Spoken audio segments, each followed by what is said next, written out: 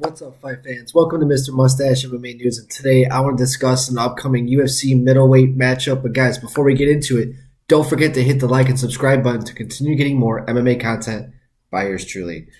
All right, guys, getting right into it, we got a very exciting UFC matchup in the middleweight division between Punahele Soriano going against Roman Kopylov. You have two highly touted prospects who are kind of looking for a breakthrough in their careers. They're both kind of been going through some wins and losses. They haven't really been able to develop any real true consistency in the UFC at 185, right?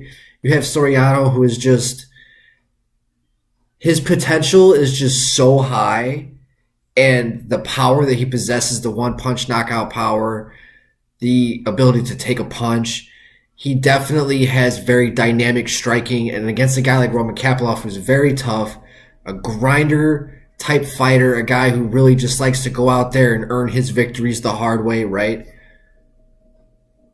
He's been 1-2 in his UFC career. He started out 0-2.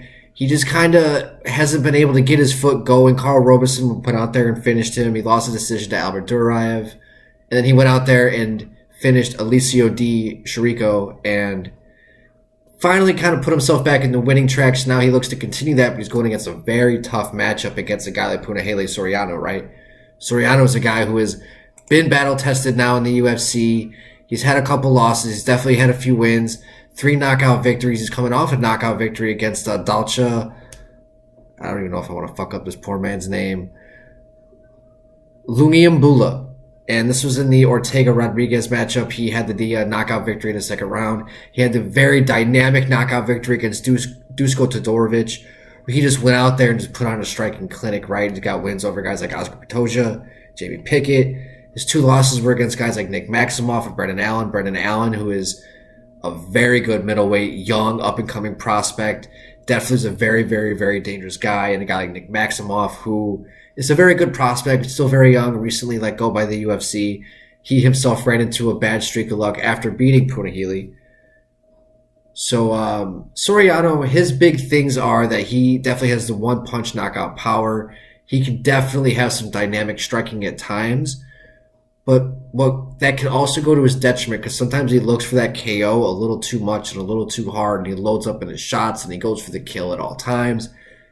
And he's able to land, kind of land 1 and 2, but he's not able to really land a 3 and 4 to follow up with the combinations, because it's like he can go out there and land a good 1-2, but they kind of get blocked. And if he's able to develop a consistency to where he can land more combinations, longer combinations, I think he'd be able to land and find his mark way more often. And if he is able to stay patient, let the fight come to him, I think he would have found more success early on, and I think that's where he needs to find success moving forward. Just kind of be patient, let the fight come to him. He's going to have the power.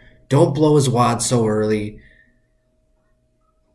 Maybe it might be the nerves. Maybe he's just really looking to kind of make a highlight reel knockout victory. Who really knows? He's capable of doing that every time out there. I would just like to see him pick his shots a little better, not always look for the kill at all times, and develop longer combinations, better footwork, better distance control. And I think that if he were to able to really sharpen up those things, he would be a very dangerous top 10 guy in the middleweight division. And going against a guy like Roman Kopylov, I think is a very good test, because Kopylov is going to be moving forward, putting on the pressure. He's definitely going to be looking to continue on his winning track as well, right?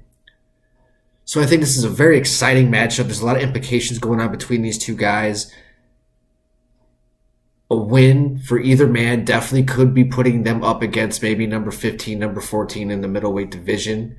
I'm not really too sure who is ranked there in the middleweight division. Let's take a look here really quick.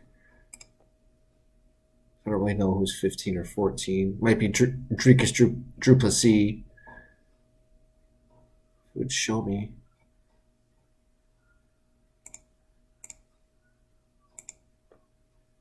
Let's see here. Well, Eddie Hoozle, whatever. I'm not going to sit here and fuck around with all that. But a win here, a very decisive victory here from either guys. If Punahele can definitely go out there and get the knockout victory, I would definitely like to see what he can do moving forward. He could definitely get another high up matchup, maybe, like I said, a top 15 guy, top 14 guy. That would be very exciting moving forward. And I think either guy definitely has a big chance on kind of a lighter card to start the year to really make a big statement to start the year. All right, guys. Let me know what you guys think in the comment section. I'd love to hear what your guys' opinions are on this matchup. Guys, don't forget to hit the like and subscribe button to continue getting more MMA content by yours truly. All right, guys. Mr. Mustache, MMA news out. Let's fucking go, fight fans.